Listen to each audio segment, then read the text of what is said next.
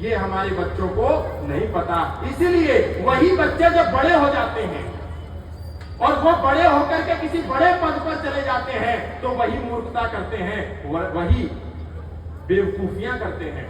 और इस बेवकूफी के, इस मूर्खता के, इस अज्ञानता के बहुत से प्रमाण हमको इस समाज में देखने के लिए मिलते हैं। इस समय रमजान का महीना भी चल रहा है। इस्लाम में रमजान का महीना बड़ा पाक माना जाता है, बड़ा पवित्र माना जाता है। 2 दिन पहले तेलंगाना के मुख्यमंत्री रेवंत रेड्डी ने एक सरकारी इफ्तार का आयोजन किया, इफ्तार पार्टी करी। उसमें बहुत से मुसलमान आए, बहुत से लोग आए। रेवंत रेड्डी हिंदू है, लेकिन गोल टोपी लगा करके इफ्तार का आयोजन किया, भाषण दिया। और भाषण में रेवंत रेड्डी ने कहा कि कुरान पढ़कर देश को बचाने के लिए, दुनिया को बचाने के लिए मुसलमान दुआ मांगते हैं। मुझको समझ में नहीं आता कि जब आपको किसी चीज का ज्ञान ना हो तो उसमें आप ज्ञान क्यों देते हैं। जो जिस विषय का एक्सपर्ट नहीं है उसी पे ज्ञान देने लगता है। जिसने कभी कुरान नहीं पढ़ी वो ये कहता है कि कुरान पढ़ करके मुसलमान देश की उन्नति की बात करते हैं, दुनिया के विकास की बात करते हैं, इस दुनिया में शांति की बात करते हैं। हमको तो कहीं शांति नजर में नहीं आ रही है। माने रेवंत रेड्डी ने कभी कुरान उठा करके नहीं देखी और भाषण दे रहे हैं कुरान पे। जब आपका कुरान विषय नहीं है तो आप कुरान पर क्यों बोलते? और अगर बोलना है तो पहले अध्ययन कीजिए। अगर इस्लाम और कुरान में शांति का संदेश है तो बम धमाके क्यों हो रहे हैं? अगर कुरान में शांति का संदेश है तो विस्फोट क्यों हो रहे हैं? अगर कुरान के अंदर शांति की बातें हैं तो हिंदू का नरसंहार क्यों हो रहा है? और वो कहते हैं कि कुरान पढ़ करके ये देश की उन्नति की बात कर रहे हैं। जो भारत माता की जय के नारे लगाने में भी संकोच करते हो वो भला कौन सी देश की उन्नति की बात करते हैं? हमको तो समझ में नहीं आता।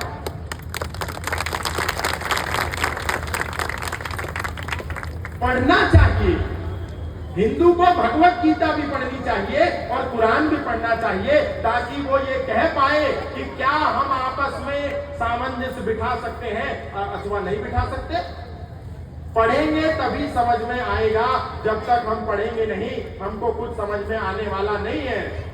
इसलिए मैं मुसलमान भाइयों से भी कहना चाहता हूं कि आप अच्छे से कुरान पढ़ें। आप अच्छे से कुरान नहीं पढ़ते, अगर आप अच्छे से कुरान नहीं पढ़ेंगे तो अल्लाह ताला आपको कभी भी माफ नहीं कर पाएगा और दोजख की अग्नि में जलाएगा और आप जहन्नुम में सड़ते रहोगे। इसीलिए मेरे मुसलमान भाइयों कुरान पढ़ो। जय श्री राम। कुरान पढ़ना पड़ेगा क्योंकि कुरान पढ़ोगे तो पता चलेगा कि अल्लाह ताला ने मना किया है किसी की कब्र पर जाकर के चादर चढ़ाने के लिए, और तुम कब्र बना बना करके लाखों वर्ग मीटर भारत की जमीन पर हजारों लाखों एकड़ भूमि इन्होंने मजारों के नाम पर कब्जा कर ली। जबकि अल्लाह कहते हैं कि किसी की कब्र पर माथा मत टेको। जब कुरान कह रही है ला इलाहा इल्लल्लाह मुहम्मदुर रसूलुल्लाह अशहदु अल्ला इलाहा इल्लल्लाह व अशहदु अन्न मुहम्मदन अब्दुहु व रसूलुहु, अल्लाह के सिवा धरती पर कोई इबादत करने योग्य नहीं है और मोहम्मद साहब के सिवा उसका कोई रसूल नहीं है, तो ए भारत के मुसलमानों तुम कब्र की पूजा क्यों करते हो? कब्र पर सजदा क्यों करते हो? कब्र का निर्माण क्यों करते हो? कब्र के नाम पर लैंड जिहाद क्यों करते हो? कब्र के नाम पर धरती पर कब्जा क्यों करते हो? भारत में 58 मुस्लिम देश हैं, लेकिन एक भी देश में कोई मकबरा नहीं है, कोई कब्र नहीं है, कोई मजार नहीं है, कोई चादर का फंडा नहीं है। सारे चादर और फादर वाले यदि कहीं नजर आ रहे हैं तो भारत के अंदर। अगर अल्लाह की नहीं मानी और अल्लाह की शान में गुस्ताखी करी और अल्लाह के सिवा किसी और का सजदा किया और इबादत करी तो अल्लाह बहुत मारेगा और अल्लाह तुम्हें दोजख की अग्नि में जरूर सड़ाएगा। इसलिए कुरान पढ़ो और कुरान के रास्ते पर चलो। कुरान पढ़ो और जो अल्लाह ताला कहता है वो करो, लेकिन नहीं करते। इसलिए पुणे के अंदर बहुत ही प्राचीन पांडवकालीन जल स्रोत बारव बनाया गया था। उसकी स्थिति जाकर के देखेंगे तो आप आश्चर्य में पड़ेंगे। पांडवों के समय का ऐतिहासिक स्थल जो जो हमारे लिए एक बहुत ही बड़ी धरोहर है, सांस्कृतिक धरोहर है, उसके एक तरफ कब्रिस्तान बन गया और एक तरफ हजरत हाजी नूर मोहम्मद शाह वली की मजार बन गई और बचा बीच में पांडवकालीन वो जल स्रोत, उस पर ले दे करके वक्फ बोर्ड ने अपना दावा कर दिया। अब जब कुरान के अंदर मोहम्मद साहब और अल्लाह के सिवा किसी पर ईमान लाने के लिए मना किया है, तो ये हजरत हाजी नूर मोहम्मद शाह कहां से पैदा हुआ, ये हमको बताओ तो सही। कहां से पैदा हुआ जब कुरान मना कर रही है? बस इसी प्रोपोगेंडा के नाम पर, इसी झूठ के नाम पर, इसी फरेब के नाम पर इतनी जमीनें हमारी कब्जा हो गई। लाखों एकड़ जमीनों पर अवैध मजारें बनी हुई हैं, कहीं रेलवे स्टेशन पर बनी है, कहीं प्लेटफॉर्म पर बनी है, कहीं हिंदुओं के खेतों में बनी है, कहीं सड़कों पर बनी है, कहीं फ्लाईओवर पे बनी है, और उस पर हम ही जाकर के चादर चढ़ाते हैं, हम ही जाकर के माथा टेकते हैं। क्यों टेकते हैं? क्या हमारे पास राम नहीं है? क्या कृष्ण नहीं है? क्या शिवाजी महाराज नहीं है? क्या छत्रपति शिवाजी नहीं है? क्या शिवजी नहीं है? क्या छत्रपति संभाजी महाराज नहीं है? क्या देवी दुर्गा माता नहीं है? इतने सारे देवी देवता 33 कोटि होने के बाद भी जब हमको अपनी मन्नत पूरी करनी होती है तो हम सफेद चादर लेकर के, हरी चादर लेकर के, गुलाब के फूल लेकर के किसी भी अरे गहरे नथु ठहरे की कब्र पर जाकर के खड़े हो जाते हैं। इसलिए दादू महान महात्मा थे, संत थे, उन्होंने एक बात कही थी, दादू दुनिया बावरी, कब्रे पूजे ऊत, और जिनको कीड़े खा गए उनसे मांगे पूत। जय जय श्री राम। ये नहीं करना चाहिए। हमें अपने सनातनी होने का प्रमाण देना चाहिए। अगर हम सनातनी हैं तो प्योर सनातनी बनना चाहिए। ये फरेब नहीं होना चाहिए, ये दोगलापन नहीं होना चाहिए, ये डबल स्टैंडर्ड नहीं होना चाहिए। और कई लोग बोलेंगे ये हेट स्पीच है, ये भड़काऊ बयान है। सच सच होता है, 2 जमा 2 4 होते हैं, तो 2 जमा 2 4 है। कोई उसको 5 कहे तो वो गलत बयानबाजी हो सकती है, लेकिन जो सत्य है वो तो सत्य ही है। दुनिया का कोई व्यक्ति मुझे सीरिया में एक कब्र तो दिखाए, कोई इराक में एक मजार तो दिखाए, कोई पाकिस्तान में एक मजार तो दिखाए, कोई अफगानिस्तान में एक मकबरा तो दिखाए। दुनिया के 58 देशों में एक भी किसी बादशाह की, किसी आक्रांता की, किसी पीर फकीर की कोई कब्र नहीं है जिस पर जाकर के लोग माथा टेकते हो, क्योंकि वो तो हराम है। पर हम देखते हैं, जाकर के पैसा चढ़ाते हैं, जाकर के दान देते हैं। नहीं देना चाहिए। अगर हमको देना है तो ये बजरंग दल के कार्यकर्ता, विश्व हिंदू परिषद के कार्यकर्ता, जिस समय सकल हिंदू समाज सो रहा होता है, नींद ले रहा होता है, चैन की सांस ले रहा होता है, उस समय हाईवे पर जाते हुए अवैध गौ तस्करों को यदि कोई पकड़ता है तो वो बजरंग दल का कार्यकर्ता पकड़ता है। गौ माता की कोई रक्षा करता है तो बजरंग दल का कार्यकर्ता करता है। हिंदू बहन बेटी को लव जिहाद से बचाता है तो बजरंग दल का कार्यकर्ता करता है। और शासन प्रशासन के लोग, पुलिस वाले, यहाँ के पुलिस वाले तो बहुत अच्छे हैं, मैं बाहर वाले जो पुलिस वाले हैं उनकी बात कर रहा हूं। वो उल्टा बजरंग दल के कार्यकर्ताओं पर ही मुकदमा लगा देते हैं और गौ हत्यारों पर कोई मुकदमा नहीं लगाते। तो ये तो बहुत गलत बात है। बजरंग दल का कार्यकर्ता, विश्व हिंदू परिषद का कार्यकर्ता सड़क पर, ग्राउंड जीरो पर मुकदमा भी झेलता है, गौ माता को भी बचाता है, गाय माता को बचाता है, बहनों को बचाता है, जमीन को बचाता है, संस्कृति को बचाता है, और हम उसके साथ खड़े नहीं होते। हम हरी चादर लेकर के किसी मजार पर जाकर के पैसा चढ़ाते हैं, वही पैसा एकत्रित होता है और उसी पैसे से हिंदू बहन बेटियों के लव जिहाद में वो पैसा काम आता है। तो उस पैसे को इधर उधर चढ़ाने से अच्छा है बजरंग दल के कार्यकर्ता अपनी जेब से पैसा खर्च करके गौ माता को बचाते हैं। उसमें पैसा लगता है ना, गौ तस्करों का पीछा करते हैं अपनी पर्सनल गाड़ियों से, उसमें तेल लगता है ना, वो पानी से तो उनकी गाड़ी नहीं चलती ना, तो इसकी जिम्मेदारी कौन लेगा? ये समाज को लेनी चाहिए। अपना पैसा जो धर्म का कार्य कर रहे हैं उनके सहयोग में हमको देना चाहिए। जो भी बन पड़े, जो भी हमारी सामर्थ्य हो वो हमको करना चाहिए। तभी तो धर्म बचेगा, तभी तो सनातन बचेगा, तभी तो संस्कृति बचेगी। ये बजरंग दल भगवान बजरंग बली के नाम पर है, लेकिन बजरंग बली को बजरंग बली क्यों कहा गया, इसका भी अपना एक अलग विज्ञान है। ये असली जो शब्द है वो वज्र आंग बली है। वज्र जमा अंग जमा बली, इन तीन शब्दों से मिलकर के वज्रांग बली एक असली शब्द है। विकृत होकर के ये बजरंग बली बन गया।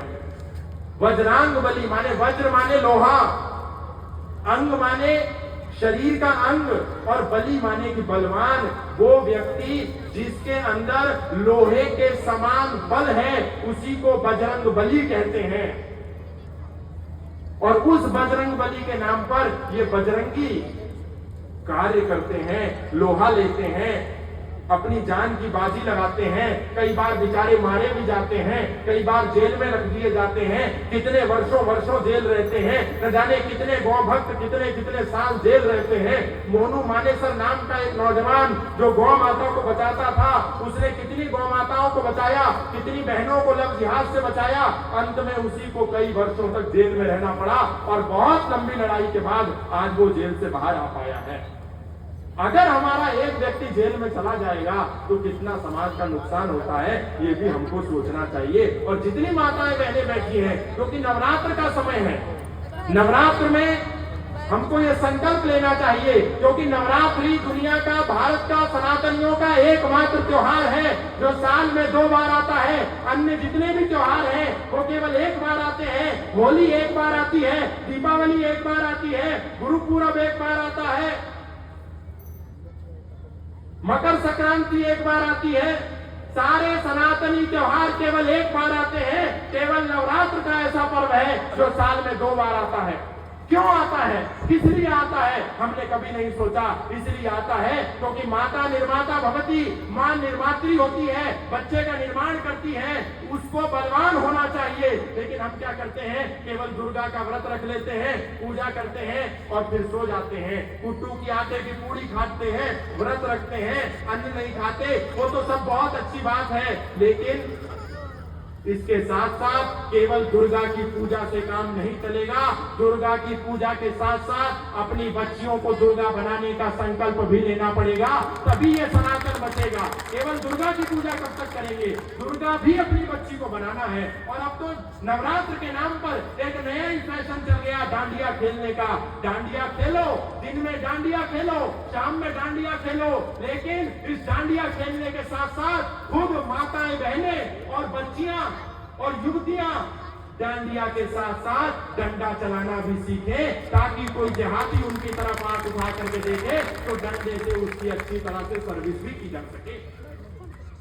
डांडिया में कोई बुराई नहीं, पर डांडिया के साथ हमको डंडा भी चलाना है। और छत्रपति शिवाजी महाराज का आज्ञा पत्र जाकर के पढ़ लेना।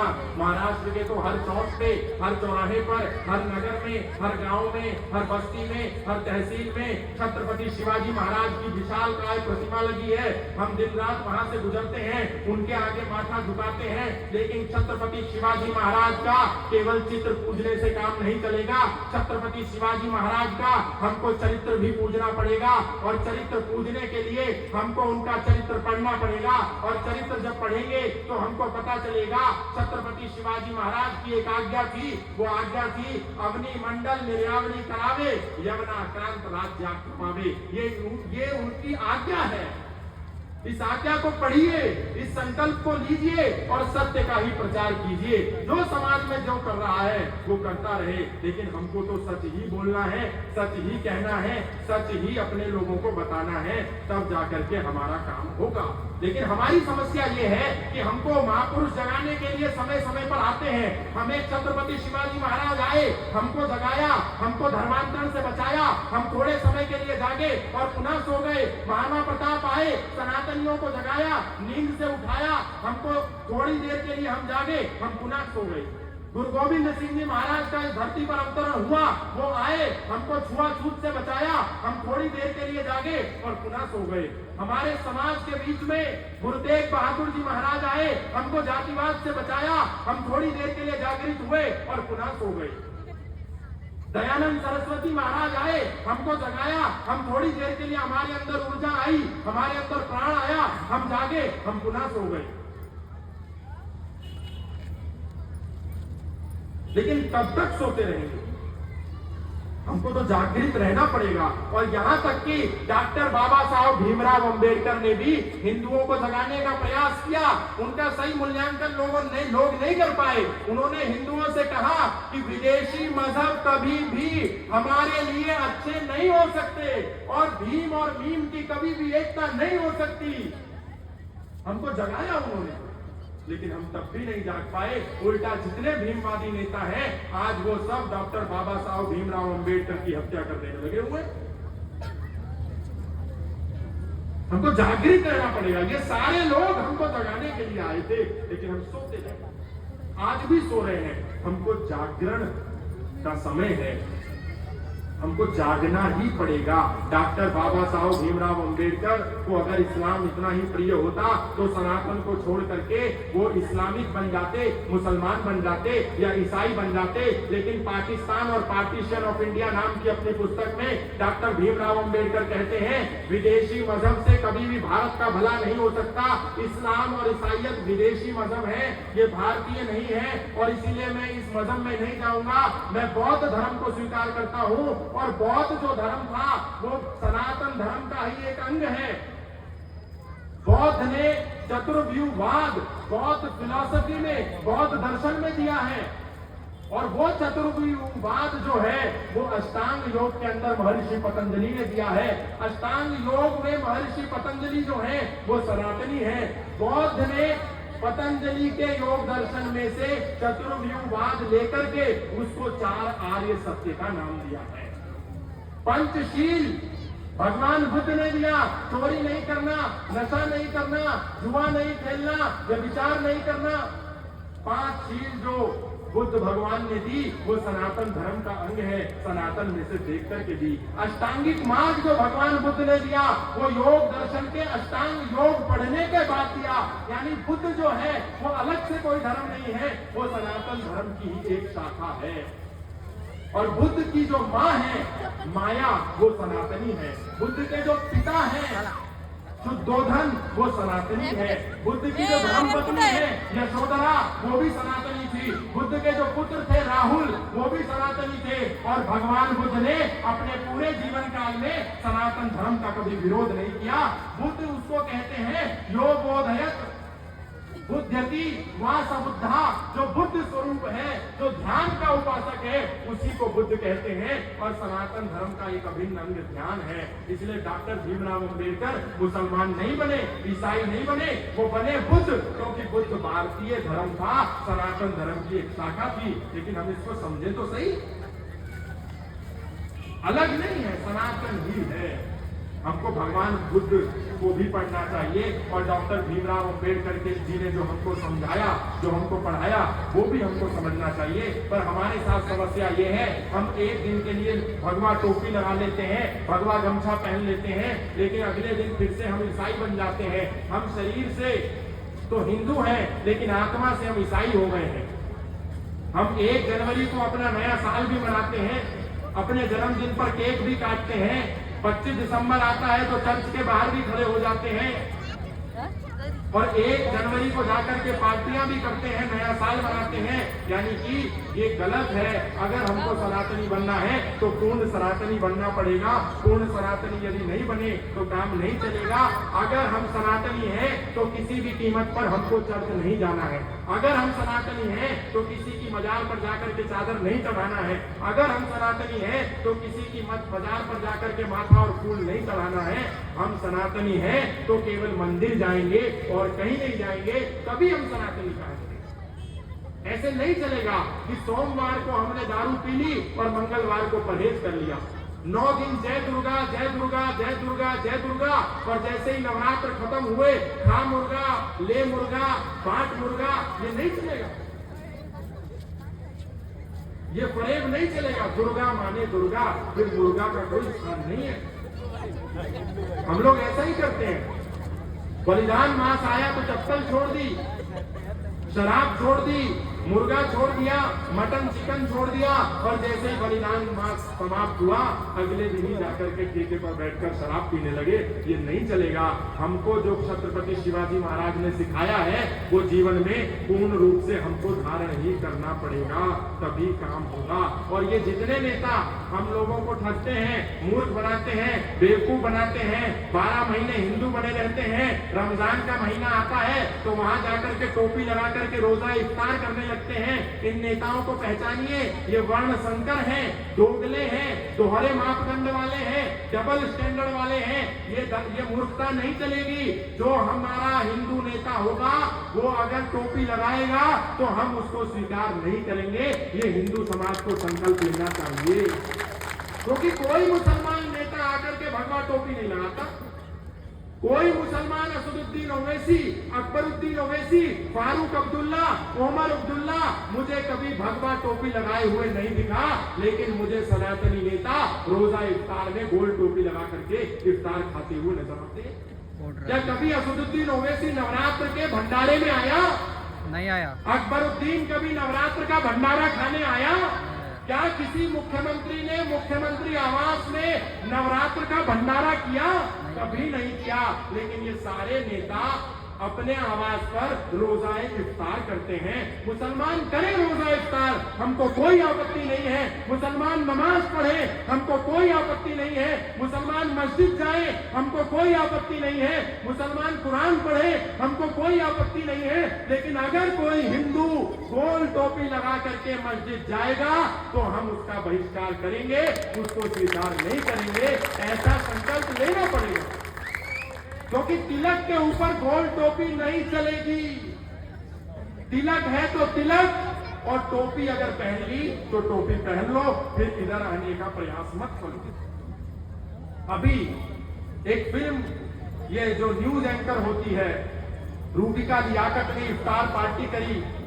आप में से पता नहीं कितने लोगों ने देखा कि नहीं देखा, मुझको मालूम नहीं। रूबिका लियाकत नाम की एक न्यूज एंकर ने रोजा इफ्तार किया अपने घर पे।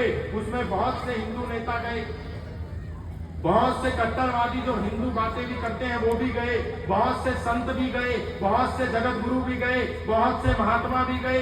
क्यों गए मुझको समझ में नहीं आता। हमको किसको खुश करना है? और जब उनसे पूछो कि तुम रोजा खाने क्यों गए, इफ्तार पार्टी में क्यों गए, तो एक ही बात कहते हैं, अरे वो अच्छे मुसलमान हैं। अरे वो मुसलमान है कि आम का अचार है कि थोड़ा सा अच्छा है और थोड़ा सा खराब है? ये क्या मूर्खता की बात है। अगर वो अच्छा है तो फिर उसको वापस लाओ सनातन में। अगर इतना ही अच्छा है तो उसकी घर वापसी कराओ, उसकी शुद्धि कराओ। और अगर वो शुद्धि नहीं करता, घर वापसी नहीं करता, तो उसकी रोजा इफ्तार में मत जाओ। ये दोगलेबाजी मत करो, ये मूर्ख मत बनाओ समाज को। क्लियर कट बात करो। इसीलिए असदुद्दीन ओवैसी पक्का मुसलमान है, सच्चा मुसलमान है, ईमानदार नेता है। कभी मुसलमानों को नहीं ठगता। मुसलमानों से वोट लेने के बाद कभी वो मंदिर की चौखट पर माथा नहीं टेकता। इसीलिए हमको असदुद्दीन ओवैसी से सीखना चाहिए और हिंदू नेताओं को सीखना चाहिए कि वो भी नेता है, वो भी वोट मांगता है, वो भी सांसद बनता है, वो भी संसद में जाता है, लेकिन कभी मुसलमानों को मूर्ख नहीं बनाता। लेकिन हिंदू भी वोट मांगते हैं पर हिंदुओं को मूर्ख बनाते हैं। ये कैसे चलेगा? ये नहीं चलता। धर्मांतरण से राष्ट्रांतरण हो जाता है, ये समझ लीजिए। विनायक दामोदर सावरकर ने एक बहुत बड़ी बात कही, धर्मांतरण ही राष्ट्रांतरण है। इसीलिए धर्मांतरण को रोकना ही पड़ेगा। और अगर रोजा इफ्तार में जाओगे तो कभी धर्मांतरण के खिलाफ आवाज नहीं उठा सकते। एक व्यक्ति हिंदू से मुसलमान बनता है तो उसकी पूजा पद्धति बदल जाती है, उसका इष्ट बदल जाता है, उसका ग्रंथ बदल जाता है, उसका पूजा का स्थान बदल जाता है, उसकी नमाज कुरान बदल जाती है, उसकी गीता बदल जाती है, उसकी सोच बदल जाती है, उसका विचार बदल जाता है, उसका आहार बदल जाता है, उसकी वेशभूषा बदल जाती है। और ये सब बदल जाने के बाद एक दिन उस व्यक्ति की संस्कृति बदल जाती है। और जब संस्कृति बदल जाती है तो पूरा राष्ट्र बदल जाता है, राष्ट्रांतरण हो जाता है। एक समय पर पाकिस्तान की 100% आबादी, जब पाकिस्तान भारत का अंग था, रावलपिंडी भारत का अंग था, पंजाब उस पाकिस्तान में जो आज है वो भारत का अंग था, बलूचिस्तान भारत का अंग था, उस समय वहां 100% हिंदू ही रहते थे। कराची में 100% हिंदू थे, लेकिन धीरे धीरे धीरे धीरे धर्मांतरण होता चला गया, होता चला गया, होता चला गया, और एक दिन आया कि पूरा राष्ट्रांतरण हो गया। और आज वो पाकिस्तान जो हमारा अभिन्न अंग था, जो कराची कभी भारत में था, रावलपिंडी भारत में था, लाहौर कभी भारत में था, आज वो भारत में नहीं है, आज वो भारत से अलग हो गया और भारत को ही आंख दिखाता है। अगर उसी समय धर्मांतरण पर रोक लग जाती, कन्वर्जन पर रोक लग जाती, तो क्या पाकिस्तान बनता? कभी ना बनता। अगर धर्मांतरण पर रोक लग जाती तो क्या बांग्लादेश बनता? कभी ना बनता। इसलिए ये भारत के लोगों को समझना चाहिए। हम रोजा इफ्तार कर रहे हैं, अरे मुसलमानों को करने दीजिए, आप क्यों करते हैं? बांग्लादेश के अंदर जितने इस्कॉन के मंदिर हैं, उस इस्कॉन मंदिर के सारे पुजारी 2021 तक, 22 तक, 23 तक और 24 तक मुसलमानों को अपने इस्कॉन मंदिर में बुला करके रोजा इफ्तार पार्टी करते थे। उनको खजूर खिलाते थे, संतरा खिलाते थे, सेब खिलाते थे और ना जाने क्या क्या अपने हाथ से खिलाते थे। लेकिन 2025 के अंत आते आते जब वहां पर विद्रोह हुआ तो सबसे पहला हमला यदि उस भीड़ ने, उस जिहादी मानसिकता के लोगों ने किया तो उसी इस्कॉन मंदिर पर किया और वहां के ब्रह्मचारियों में आग लगा दी। तो हम ये क्यों भूल जाते हैं कि विचार तो एक ही है, ग्रंथ तो एक ही है, प्रेरणा स्रोत तो एक ही है, सबको प्रेरणा एक ही जगह से मिल रही है। तो वहां का व्यक्ति और यहाँ का जिहादी में कोई अंतर नहीं है। जिहादी तो जिहादी होता है, वहां का जिहादी भी वही ग्रंथ पढ़ता है जो यहाँ का जिहादी पढ़ता है। फिर क्यों हम क्यों नहीं सीख लेते, क्यों नहीं शिक्षा लेते? हमको तो शिक्षा लेनी ही चाहिए। विल ड्यूरेंट नाम का एक अमेरिकन हिस्टोरियन, अमेरिका का इतिहासकार, उसने एक किताब लिखी। उस किताब का नाम था history of civilisation and oriental heritage. वो history of civilisation and oriental heritage किताब का लेखक विल ड्यूरेंट अपनी किताब में लिखता है कि पिछले 1400 साल में 9 करोड़ हिंदुओं की हत्या हुई है। यानी 1 घंटे में 9 हिंदू मारे गए। ये मैं नहीं कह रहा हूं, ये भारत का कोई व्यक्ति नहीं कह रहा है, ये हिंदूवादी कोई व्यक्ति नहीं कह रहा है, ये सनातनी कोई व्यक्ति नहीं कह रहा है, ये बजरंग दल के किसी कार्यकर्ता ने नहीं कहा, ये विश्व हिंदू परिषद के किसी आयोजक संयोजक ने नहीं कहा। ये स्टेटमेंट है विल ड्यूरेंट का, जो दुनिया का प्रबुद्ध और प्रसिद्ध इतिहासकार है कि 1400 साल के अंदर 9 करोड़ हिंदुओं की हत्या हुई है। और किसने करी? इस्लामिक जिहादियों ने करी। फिर भी हमको अगर समझ में नहीं आए तो फिर कैसे काम चलेगा? इसलिए विचार कीजिए, चिंतन कीजिए, अपने त्योहार को कैसे मनाना है इस पर भी विचार कीजिए। आज हम लोग नवरात्र का व्रत मना करके संतुष्ट हो जाते हैं। हम तो 9 दिन से व्रत रख रहे हैं, 9 दिन से उपवास रख रहे हैं, 9 दिन से भजन कर रहे हैं, 9 दिन से पूजन कर रहे हैं। लेकिन जैसे ही शाम होती है तो माँ खुद भोजन नहीं बनाती, क्योंकि सुबह से भूखी है, तो वो मोबाइल उठाती है और जोमेटो पर कुछ ऑर्डर कर देती है जो व्रत का भोजन होता है। और जोमेटो वाला वो ले आता है। यहाँ जोमेटो चलता है कि नहीं चलता? हाथ उठा करके बताइए। चलता है। जो अरे चलता है, हाँ या ना? नहीं चलता? स्विगी चलता है क्या? नहीं चलता। ये तो बहुत ही अच्छी बात है, एक बार जोरदार तालियां। दिल्ली में तो बहुत चलता, पूरा दिन वहां की महिलाएं व्रत रखती हैं, नवरात्र करती हैं और शाम को कहती हैं हमारा मन नहीं कर रहा है कुछ बनाने का। और वैसे भी अब तो दिल्ली की महिलाएं कुछ खाना बनाना भी नहीं जानती है, तो शाम को जोमेटो और स्विगी से ऑर्डर करती हैं और कहती हैं कि हमारा व्रत पूर्ण होगा, हम कुछ फलाहार, शाकाहार कुछ ऐसा मंगा लेते हैं जो व्रत का खाना हो। व्रत का खाना जोमेटो वाला लाता है, स्विगी वाला लाता है, उस डिब्बे में रख करके लाता है जिस डिब्बे में वो पड़ोस के एक मुसलमान को या किसी भी व्यक्ति को मटन चिकन उसी डिब्बे में रख करके लाता है और उसी डिब्बे में व्रत का खाना रख करके ले आता है और ला करके हमको दे देता है। हम उसको खा लेते हैं और खा करके कहते हैं हमारा व्रत पूर्ण हो गया। ऐसे व्रत नहीं होता। ये भी हमको विचार करना होगा कि हमको नवरात्र के फल किससे खरीदने हैं, नवरात्र की पूजा का सामान किससे खरीदना है, नवरात्र का सामग्री किससे खरीदनी है?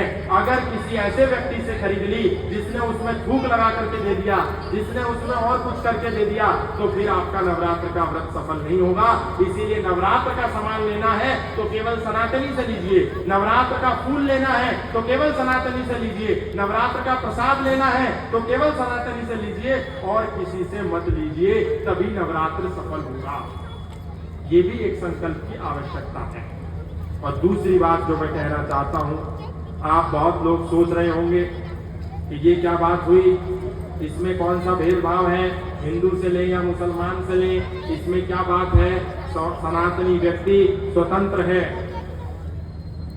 अपना सामान खरीदने के लिए, प्रसाद खरीदने के लिए। वो इसीलिए स्वतंत्र है क्योंकि मुसलमान भी अगर कोई सामान लेता है तो हलाल सर्टिफाइड लेता है। जो सामान हलाल सर्टिफाइड नहीं होता, मुसलमान उस सामान को नहीं लेता।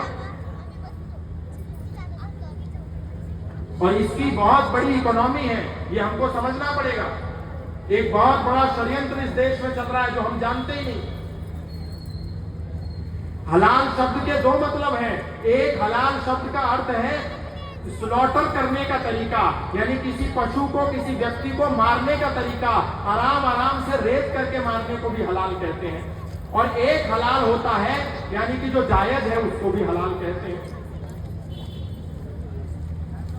हलाल सर्टिफिकेशन की $100 बिलियन की भारत में मार्केट खड़ी हो गई है, यानी 8.5 लाख करोड़ रुपए की मार्केट केवल हलाल सर्टिफिकेशन की है। अब आप कहेंगे ये हलाल क्या है? समय पूर्ण हो गया, 10 बज चुके हैं और हमारे पुलिस के व्यक्ति भी मुझे देख रहे हैं क्योंकि दिन में ही वो आए थे और उन्होंने कहा था कि 10 बजे आप बंद कर दीजिएगा। तो अब मेरा भी समय हो गया। आपका बहुत बहुत धन्यवाद। और एक बार पुलिस प्रशासन के लिए भी तालियां बजाइए। आप सबने इतना धैर्य से सुना, लेकिन इस कार्यक्रम में आकर के केवल ताली बजा करके चले जाना आपका उद्देश्य नहीं होना चाहिए। आप आए हैं तो एक संकल्प क्या लेकर के जाएंगे, एक विचार क्या लेकर के जाएंगे, एक सोच क्या लेकर के जाएंगे, ये भी आज आपको यहाँ से निर्णय करना होगा। कोई भी एक सूत्र यहाँ से लेके जाना है। हमको नवरात्र कैसे मनाना है, हमको त्योहार कैसे मनाना है, हमको धर्म की चर्चा अपने बच्चों से कैसे करनी है, ये एक विचार, कोई भी एक विचार आप लेकर के जाएं और उसको जीवन में पालन करें। इन्हीं शब्दों के साथ बहुत बहुत धन्यवाद, बहुत बहुत आभार। बोले भारत माता की, जोर से बोलिए भारत माता की, सत्य सनातन धर्म के, उमापति महादेव के, सियावर रामचंद्र के, रुक्मणी द्वारिकाधीश के, नमः पार्वती पते।